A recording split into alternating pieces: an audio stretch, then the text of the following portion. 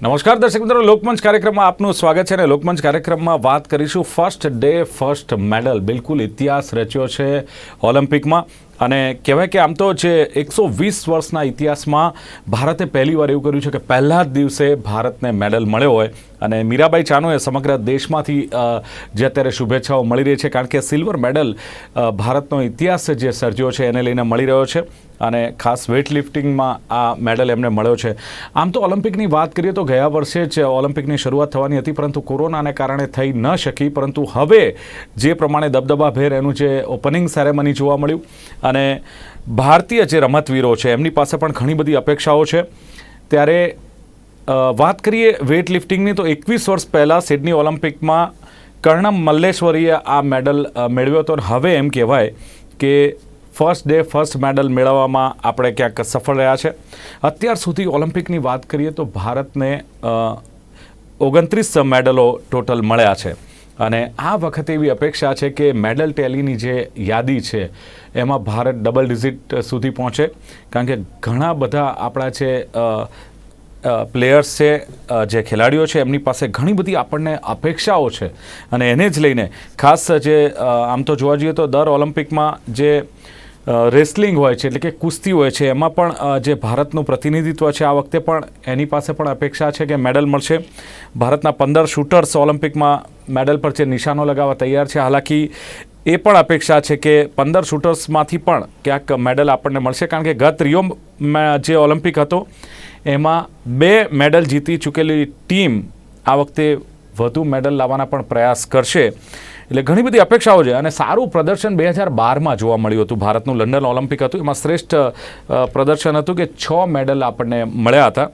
દર ઓલિમ્પિકની જેમ આ વખતે પણ શૂટર્સ પાસેથી પણ ઘણી બધી અપેક્ષાઓ છે અને ભારતને અત્યાર સુધી જે 9 ગોલ્ડ મેડલ મળ્યા છે એમાં 8 હોકીમાં અને 1 શૂટિંગમાં મળ્યો છે અને શૂટિંગમાં પણ અભિનવ બિંદ્રા જેમણે આપણને ગોલ્ડ મેડલ અપાવ્યો છે. 8 સિલ્વર, 12 બ્રોન્ઝ મેડલ અને ટોટલ 29 મેડલ ભારત પાસે આવ્યા છે. ચર્ચા કરીશું કે આ વખતેની જે ઓલિમ્પિકમાં જે ભારતીય રમતવીરો ભાગ લઈ રહ્યા છે, કેટલી અપેક્ષા, કેટલી આશા, અને એ જ મુદ્દે ચર્ચા કરવા માટે મારી સાથે ઉપસ્થિત છે જાણીતા સ્પોર્ટ્સ એક્સપર્ટ એવા અશોક મિસ્ત્રી ઉપસ્થિત છે અને સાથે જ ડૉક્ટર દિનેશ પરમાર ઉપસ્થિત છે કે જેઓ સ્પોર્ટ્સ કોઓર્ડિનેટર IIT છે. દિનેશજી, આપનું પણ સ્વાગત છે. અને મનીષ ગીરી ISSF એટલે કે ઇન્ટરનેશનલ શૂટિંગ સ્પોર્ટ્સ ફેડરેશનના જજ છે. મનીષજી, આપનું પણ સ્વાગત છે. દિનેશજી, શરૂઆત આપનાથી કરીશું કે પહેલો દિવસ, આમ તો ઘણી બધી અપેક્ષાઓ ભારતીય રમતવીરો પાસે છે અને ઓલિમ્પિકમાં જ્યારે ભારતીય રમતવીરો જતા હોય છે ત્યારે વડાપ્રધાન તરફથી પણ તેમની સાથે સીધી વાત કરવામાં આવી.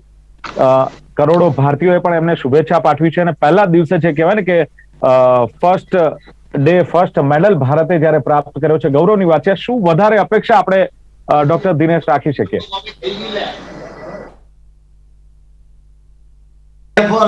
મીરાબાઈ ચાનુ, જેણે 135 કરોડ ભારતીય વાસીને જનગણ મન સાંભળવા માટે પ્રેરિત કરી દીધા અને જે ત્યાં થતું હતું, આપણો ફ્લેગ અપ અને રાષ્ટ્રગાન સાથે આપણે જે પ્રાઉડ ફીલ કરતા હતા, રોમાંટો ઉભા થઈ જતા હતા.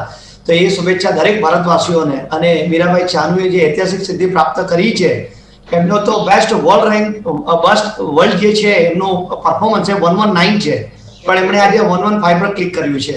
પણ ખરેખર સૌ પ્રથમ આપણે એમને ખૂબ ખૂબ અભિનંદન પાઠવીએ ભારતવાસીઓને, આપના ચેનલને. અને આગામી આજે ઘણી બધી આશાઓ બીજી પણ હતી કે તમે જોઈ શકો કે આર્ચરીમાં હતી, આપણે શૂટિંગમાં હતી, બોક્સિંગમાં હતી, થોડુંક નાસીપાસી કભી ખુશી કભી ગમ.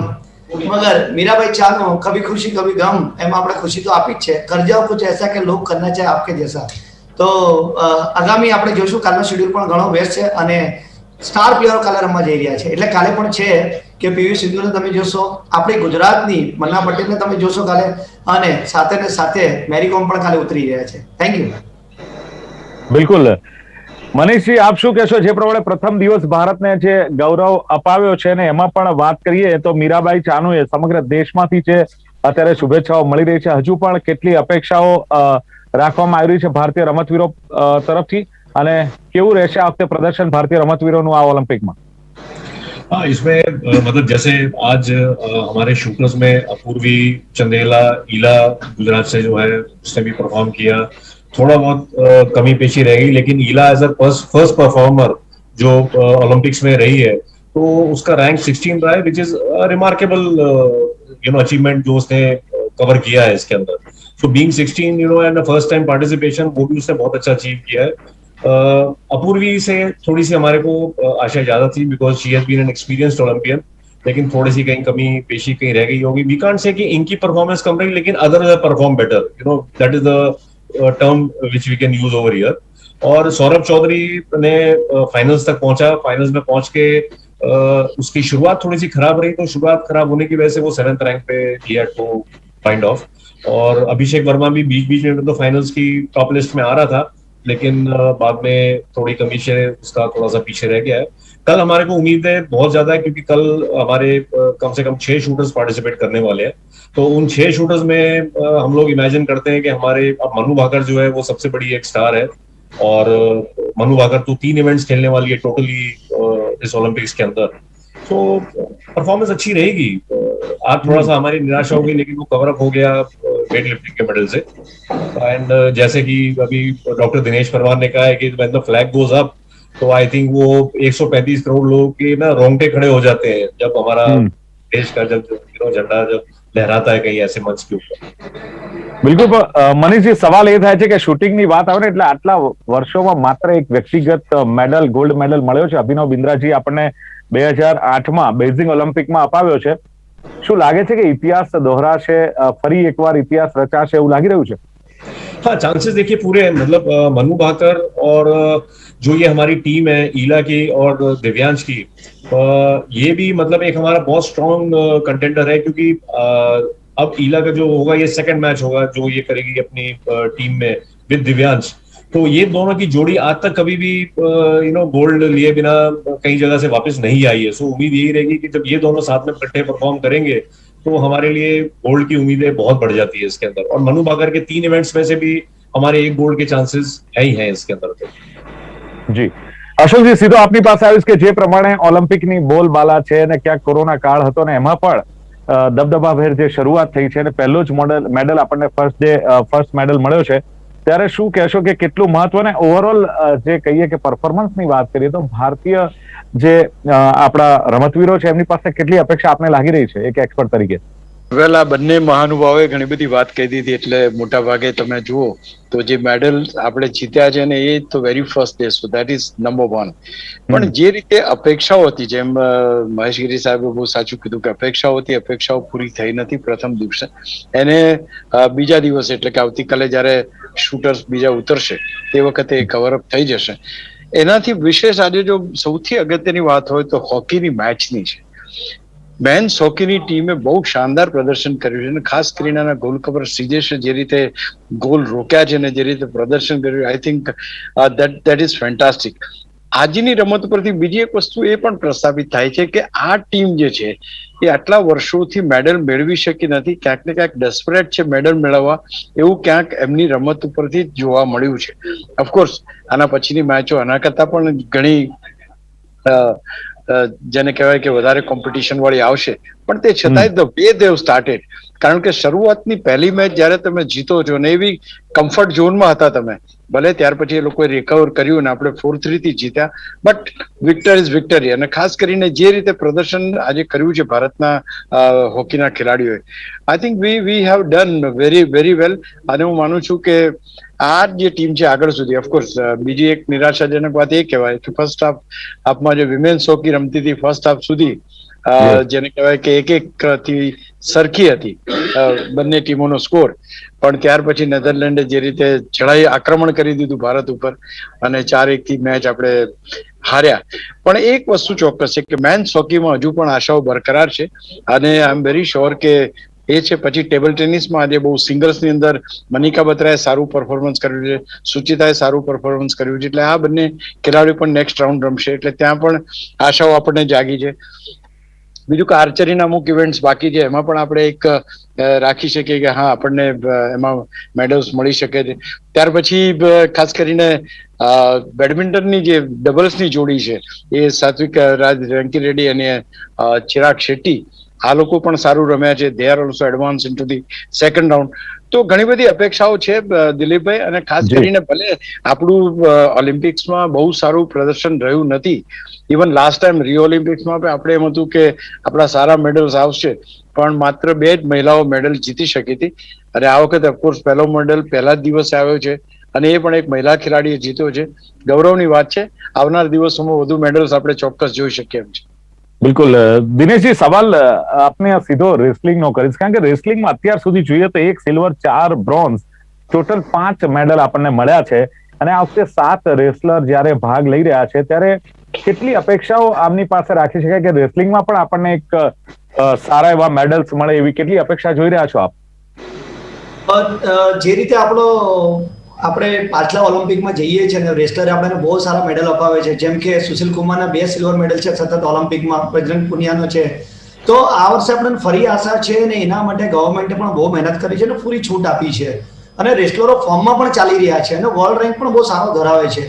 અને સૌથી મોટી ખુશીની વાત તો એ છે કે હિન્દુસ્તાનમાં રેસલરની પ્રીમિયમ લીગ પણ રમાઈ ગઈ છે. એટલે તમે જો તો વિનસ ફોગટ ને બધા તો જબરજસ્ત ચાલી રહ્યા છે. એટલે આશા કરીએ છીએ, પણ હંમેશા ઓલિમ્પિક એવો મંચ છે કે ત્યાં તમને ક્યારે સરપ્રાઈઝ મળી જાય એ તમે સમજી નહીં શકો. કેમ કે તમે જો આજે આપણે મીરાબાઈ ચાનુમાં 119, જેને પોતાનો રેકોર્ડ છે ને 115 પર ક્લિક થયા છે, અને જે ચાઇનીઝ પ્લેયર આવીને મેડલ એકદમ સિદ્ધ સામાન્ય પર્સનાલિટી સાથે, ખુશીથી ને ડિસિપ્લિન સાથે એક મેડલ લઈને જતા રહ્યા, આપણને ખબર બી ના પડી. એ રીતે કંઈ પણ અપસેટ થઈ શકે છે. પણ જે એડવાન્સ કન્ટ્રીઓ છે ને એ એના ફોર્મેટો હોય છે. એ લોકો Commonwealth game, Asian games, world champions અને ઓલિમ્પિક પ્લેયર્સ, એના ફોર્મેટ પ્રમાણે પ્લેયર્સો તૈયાર કરતા હોય છે. એટલે ઘણા પ્લેયરો એવા હોય છે કે ઓલિમ્પિક માટે તૈયાર થતા હોય છે. એ તમને સરપ્રાઇઝલી જોવા મળે. એટલે આશા છે આપણને, ખરેખર આશા છે આપણને, પણ જોઈએ પરફોર્મન્સ કયા દિવસે કયું ક્લિક થઈ જાય છે. રાઈટ. મનીષગીરી, સવાલ એ છે કે અપૂર્વી ચંદેલા કે એલા વેનિલ કે સૌરભ ચૌધરી, આમની વાત કરીએ તો જે ખાસ જે પ્રદર્શન જોઈએ એવું ક્યાંક જોવા મળી રહ્યું નથી. હવે જ્યારે 15 ખેલાડીઓએ ક્વોલિફાય કર્યું છે, અને ખાસ કરીને શૂટિંગની વાત કરીએ તો ચોક્કસ 1 ગોલ્ડ મેડલ, 2 સિલ્વર, 1 બ્રોન્ઝ, એટલે 4 મેડલ આપણને જ્યારે મળ્યા છે, ત્યારે શું હજુ પણ આપણે હાર નથી માની અને મેડલના નિશાના પર આપણું નિશાન વાગશે એવું લાગી રહ્યું છે કે હજુ પણ મેડલની અપેક્ષા શૂટિંગમાં મળી શકે? हाँ ये बिल्कुल, देखिए अभी तो हमारे सिर्फ ये 4 प्लेयर्स अभी खेले हैं 15 में से, तो अभी तो 11 प्लेयर्स हमारे बाकी है, और 11 में कुछ रिपीट इवेंट्स भी हैं उनके. सो ये रिपीट इवेंट्स मिला के अगर हम उम्मीद करेंगे तो 100% मेडल आएगा इसमें हमारा. अब जैसे डॉक्टर दिनेश जी ने भी कहा है और अशोक मिस्त्री सर ने भी कहा है कि ये इस बार जो हमारी टीम में एक तो सबसे बड़ा कंटेंजेंट तो गया ही है, लेकिन इसमें होता क्या है कि देखो, जब आप एक ओलंपिक पोडियम के ऊपर पहुंचते हैं, कोई भी स्पोर्ट्स पर्सन, चाहे वो शूटिंग से है, चाहे वो वेट लिफ्टिंग से है, चाहे हॉकी से है, पहली बात तो जब वो वहां पहुंचता है तो उसके ऊपर एक प्रेशर एक डिफरेंट लेवल का होता है. वो सिर्फ अपना मैच नहीं खेल रहा है, वो पूरी कंट्री को रिप्रेजेंट कर रहा है. तो हमारी उसको भी पता है कि उसकी जो एक एक मूवमेंट है वो 135 करोड़ पॉपुलेशन जितनी हमारी यहाँ पीछे है वो उसको इफेक्ट कर रही है. तो ये एक फौजी की तरह होता है जो जंग में आगे खड़ा है, बॉर्डर के ऊपर जो खड़ा है, तो वो फौजी अपने लिए तो गोली चला ही रहा है, लेकिन वो हमारी पूरी कंट्री को प्रोटेक्ट कर रहा है वहां खड़े होके, और उसका प्रेशर पूरी कंट्री का उसके ऊपर है. तो उसमें परफॉर्मेंसेज में थोड़ा सा फर्क आ जाता है कहीं ना कहीं. तो जैसे मैंने वही कहा कि इनकी परफॉर्मेंसेज वर नॉट डाउन, लेकिन the other perform better, that is what we can say. બિલકુલ. અશોકજી, જે પ્રમાણે મનીષગીરીએ વાત કરી કે ઓલિમ્પિકના પોડિયમ પર જવું આ જે ગૌરવની વાત છે ને, ભારતીયો કહેવાય કે પહોંચ્યા છે ત્યાં, પણ સવાલ એ છે કે એમનો હોંસલો બુલંદ રાખવાની જે જવાબદારી છે તમામની છે. ભારતીયો 135 કરોડ ભારતીયોનું પ્રેશર પણ રહેતું છે, ત્યારે વડાપ્રધાને પણ સીધી વાત કરી હતી આ ઓલિમ્પિક રમતવીરો સાથે. અને અત્યારે જે પ્રમાણે કરોડો ભારતીયો ત્યાં નજર ટીકાવીને બેઠા છે, ત્યારે કેટલું પ્રેશર લાગી રહ્યું છે આ ખેલાડીઓ પર આપને? પહેલી વસ્તુ તો પ્રેશરની જો વાત કરો તો આ બધા એ ખેલાડીઓ છે કે જેઓ વર્લ્ડ કપ રમી ચુક્યા છે, વર્લ્ડ ચેમ્પિયનશિપ રમી ચુક્યા છે, અલગ અલગ જગ્યાએ અલગ અલગ કોમ્પિટિશન્સ રમી ચુક્યા છે. એટલે વિનિંગ અથવા તો competing they don't have the issue. એમનો ઇશ્યુ છે કે અત્યાર સુધીના વર્લ્ડ કપ ચેમ્પિયનશિપ રમ્યા કે જે કોઈ ટુર્નામેન્ટ રમ્યા છે એમાં કોઈ એમને પૂછનાર નહોતું અથવા તો એમનું કોઈ એકાઉન્ટ લેનાર નહોતું. અહીંયા 135 કરોડની જનતા જોઈ રહી છે કે કયો ખેલાડી કયો મેડલ જીતે છે અથવા જીત્યો કે હાર્યો. So this is the pressure. બાકી આ કોઈ એવા ખેલાડી નથી કે જેમને વર્લ્ડ લેવલ ઉપર ના રમ્યા હોય. દે હેવ પ્લેડ એવરીવેર, દુનિયામાં દરેક. પણ તે વખતે એના જે પરફોર્મન્સ છે નોટિસ નહોતા થતા. નાઉ ધીસ બીંગ ઓલિમ્પિક્સ, અને ઓલિમ્પિક્સમાં મેડલ મેળવવો એ વ્યક્તિગત રીતે ખેલાડી માટે તો ગૌરવ છે, પણ દેશ માટે પણ એટલું જ મોટું ગૌરવ છે. એટલા માટે આ વધારાનું પ્રેશર આ ખેલાડીઓ પર આવે છે. તમે બહુ સાચી વાત કરી. બીજી એ વસ્તુ એડ કરું, હમણાં જ મહેશગીરી સાથે જયારે મારે વાત થઈ ત્યારે મેં કહી હતા કે આ ટીમમાં ઘણા યુવા ખેલાડીઓ છે. હવે યુવા ખેલાડીઓ છે, they have reach to the world championship અને બધું જીતેલા છે, પણ અગેન આ પ્રકારનું પ્રેશર એ લોકો પહેલી વાર જોઈ રહ્યા છે. આજુબાજુનું વાતાવરણ અલગ, લોકો અલગ, પરિસ્થિતિઓ અલગ, રમવાની એ અલગ. આ પરિસ્થિતિઓમાં કદાચ રમવાનો અનુભવ આ લોકોને કદાચ પહેલે દિવસે એટલો સારો ના લાગ્યો હોય, but now the moment they are ત્યાં યુઝ ટુ થશે તો એમનો પરફોર્મન્સ પણ આપણને શાઇનિંગ કરશે. બીકોઝ આમાં કોઈ એવો ખેલાડી નથી કે અમુક કેટેગરીથી નીચે હોય. They already had reached that world level and that is why they are the Olympic players. બિલકુલ.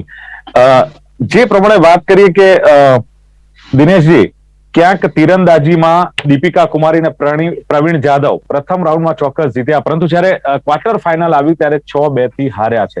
હવે ઇન્ડિવિજ્યુઅલ દીપિકા કુમારી પાસે હવે જે ગેમ છે બાકી છે રમવાનું, એમાં કેટલી અપેક્ષા રખાય? કારણ કે 2021 જ્યારે પેરિસ ખાતે જે ઓલિમ્પિક યોજાઈ હતી, વર્લ્ડ કપ યોજાયો હતો, એમાં એમણે ઓલરેડી 3 ગોલ્ડ મેડલ મેળવેલા છે. એટલે હવે અપેક્ષા એમની પાસે કેટલી ઇન્ડિવિજ્યુઅલ રાખી શકાય? બહુ પાછલું પરફોર્મન્સ આપણે જોઈએ છે તો પેરિસની અંદર આપણે ટીમ ગેમ અને ઇન્ડિવિજ્યુઅલમાં બેવમાં આપણે મેડલ પ્રાપ્ત કર્યા છે અને આપણો રેન્ક પણ નંબર 1 છે. અને ચેમ્પિયન પ્લેયર્સ ચેમ્પિયન જ હોય છે, કમબેક બી કરતા હોય છે. એ લોકો આજે ભલે ક્વાર્ટર ફાઇનલની અંદર પરફોર્મન્સ થોડું પાછળ થયા છે એને પ્રવીણ જાદવનું, પણ ઇન્ડિવિજ્યુઅલમાં પણ એમનો રેન્ક થોડો પાછળ ગયો છે 9 નંબર પોઝિશન પર, પણ હજુ આગળની તકો છે. એટલે ચેમ્પિયન તો ચેમ્પિયન જ હોય છે. એટલે કદાચ એમને સાયકોલોજીકલી એટલું બધું પ્રેશર તો હશે જ આજનું પરફોર્મન્સના લીધે, પણ ફરી પાછું ઇન્ડિયન ટીમ અને એક્સપર્ટ લોકો સાથે હોય છે અને આ બહુ જલ્દી કમબેક કરતા હોય છે. કારણ કે આ લોકો વર્લ્ડ ચેમ્પિયનશિપ રમતા હોય છે, એમણે અગાઉ પણ ઓલિમ્પિક રમ્યો છે. એટલે હવે એમણે જે ઉતરવાનું છે ને એ અનુભવ સાથે ઉતરવાનું છે, નવા પ્રેશર સાથે નથી ઉતરવાનું. હવે એમણે જે પરફોર્મ કરવાનું છે, એમને જે બેસ્ટ આવડ્યું છે, જે એમણે પેરિસમાં પરફોર્મ કર્યું છે એ જ પ્રમાણે એમણે પરફોર્મ કરવાનું છે.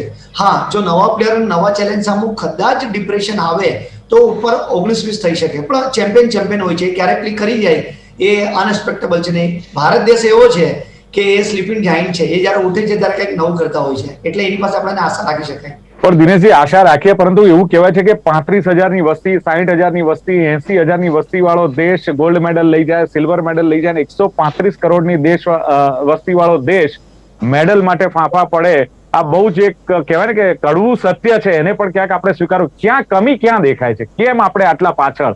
કેમ નોંધ નથી લેવાતી? જી, બહુ સારો પ્રશ્ન કર્યો છે આપણે. ખરેખર ખૂબ જ સારો પ્રશ્ન છે. તમે 35,000ની વસ્તીમાં તમે જાઓ ને ત્યાં યુરોપમાં કે કોઈ પણ કન્ટ્રીમાં, તો ત્યાં છે ને બાળકને નાનપણમાં એવું નથી શીખવાડવામાં આવતું કે તારે ડોક્ટર, એન્જિનિયર, લોયર કે સીએ બનવાનું છે. કારણ કે એ તો બહુ પછીથી બનતા હોય, એ ગ્રેજ્યુએટ અને માસ્ટર ડિગ્રી પછી બનતા હોય, પીએચડી પછી બનતા હોય છે. પણ એ લોકોને પહેલા એ શીખવવામાં આવે છે કે ઘરમાં સ્વચ્છતા કેવી રીતના રાખવાની, ઘરમાં કાર્પેન્ટરનું કામ કેવી રીતના કરવાનું, પ્લમ્બરનું કામ કેવી રીતના કરવાનું, તમારે બેઝિક રૂટીનના કામો કઈ રીતે કરવાના છે. તો પહેલા એવું હોય છે કે એ લોકોની હોબીને ઘરની રૂટીન લાઈફમાં કન્વર્ટ કરવામાં આવે અને એ બાળક કરતો એને મેચ્યોરિટી સ્ટેજ પર આવે અને પછી એને ખબર પડે છે કે હું શાના માટે બન્યો છે. આપણે ત્યાં બાળક છે ને મા બાપ એને એન્જિનિયર બનવા માટે મોકલતા હોય છે, પણ પછી એ બીકોમ કરે ને બીકોમ કરે પછી ક્લાર્કની લાઈનમાં ઉભો હોય છે. એટલે ઘણીવાર તમે જો આપણે ત્યાંના બાળકોનો એ લોકોનો કરિયર ઓરિએન્ટેડ ગોલ જ સેટ નથી થતો. અને બીજું કે આપણે ત્યાં ઘણી બધી વસ્તુનો ભાવ છે. હવે તમે આજે જો હોકીની મેચ જે થઈ છે, નેધરલેન્ડ વિમેન્સમાં નંબર 1 છે અને નેધરલેન્ડની અંદર 200 તો હોકીના એસ્ટ્રોટર્ફ ફિલ્ડ છે, 200. જ્યારે આપણે હિન્દુસ્તાનમાં તમે હોકી, ફૂટબોલ એ બધી ગણો ને ત્યારે 200 થાય. એટલે કેવું છે કે ત્યાંની સ્કૂલો અને બેઝિક પ્રાઇમરી સેક્શનોની અંદર સ્પોર્ટ્સને પ્રાધાન્ય આપવામાં આવ્યું છે. દરેક વિદેશમાં તમે જાઓ તો યુનિવર્સિટી સ્કૂલમાં સ્પોર્ટ્સ એ એવું કેરેક્ટર છે કે તમારું જીવન ઘડતર કરવામાં તમને મદદરૂપ થાય છે. એટલે બેઝથી જ મૂળભૂત જ એવી વસ્તુ હોય કે એમાં તમને ચેલેન્જ ઓછો થતા હોય છે. એટલે આપણા દેશમાં લેગ જે છે એનું રીઝન ખાલી એટલું ને એટલું જ છે કે આપણને ઘણી બધી વસ્તુઓ છે ને બહુ મોડેથી ખબર પડતી હોય છે. એટલે પહેલેથી જો ખબર પડી જાય તો કેમ એક્ટરના દીકરાઓ કેમ એક્ટર જ બને છે, એ લોકો કેમ પીએચડી કરીને નથી આવતા. રાકેશ રોશનનો દીકરો રિતિક રોશન પિક્ચરમાં જ જવાનું છે. તમે જો અભિષેક બચ્ચન અમિતાભ બચ્ચને જો ફિલ્મોમાં જ કામ કરવાનું છે. તો પછી ભલે ફેલ જાય, ફેલ જાય 100% ફેલ Yes. જાય, પણ ઘણા અંશે બિલકુલ. તમે સક્સેસ પણ તમે જોઈ શકો છો એને. પણ જે ટેલેન્ટેડ છે એ પોતાનું નામ કરી જ જાય છે. મનીષજી શું કેવું છે? ક્યાંક જે તમામ ગેમની વાત કરીએ તો ગોલ્ફ, રોઈંગ, સેલિંગ, ફેન્સિંગ, આ જે બધી ગેમ છે, આ રમતો છે, એમાં કોઈ મેડલની અપેક્ષા ભારતીય રમતવીરો પાસે રહેતી નથી અને કેટલીક વાર તો પાર્ટિસિપેટ પણ નથી થતા.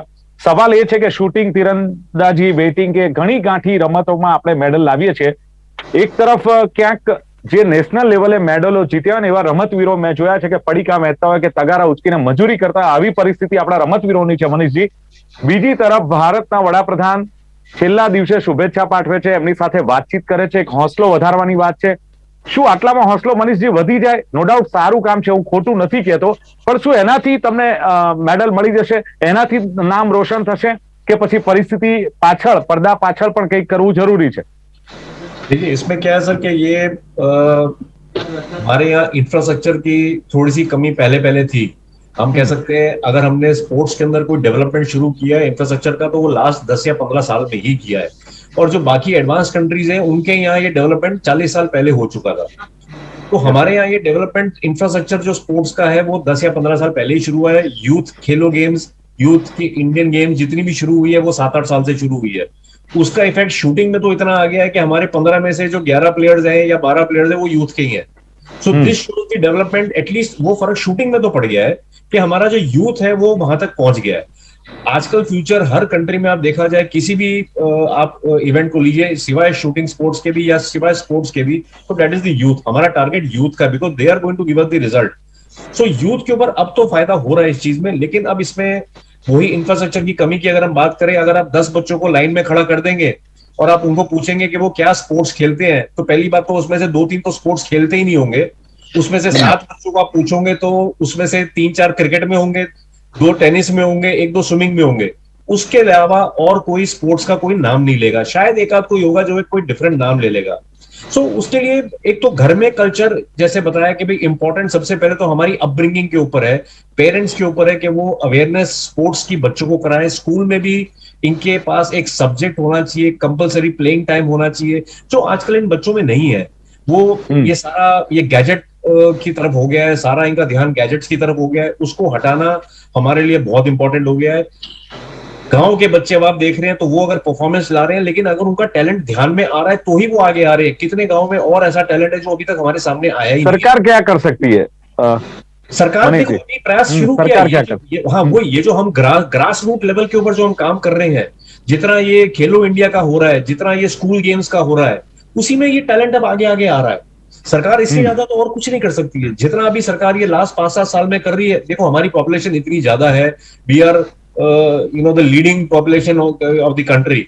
और उसमें से भी हमारा अगर आप लिटरेसी रेशियो देखो तो लिटरेसी रेशियो भी सबसे कम है.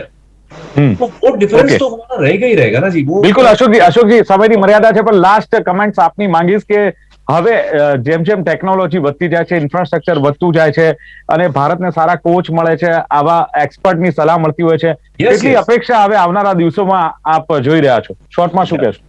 વેલ, બહુ સાચી વાત કરી, કારણ કે જે રીતે હમણાં ગિરી સાહેબે વાત કરી અથવા તો દિનેશભાઈ વાત કરી, ટેલેન્ટ છે આપણી પાસે, એને નર્ચરિંગ કરવાનું કામ પણ શરૂ થઈ ગયું છે. ટેલેન્ટ હન્ટ પણ કરીએ છીએ આપણે. ઓલિમ્પિક્સમાં જનાર ખેલાડીઓને અલગ ફાળા એ કરીને એને અલગ રીતે તૈયાર પણ કરીએ છીએ.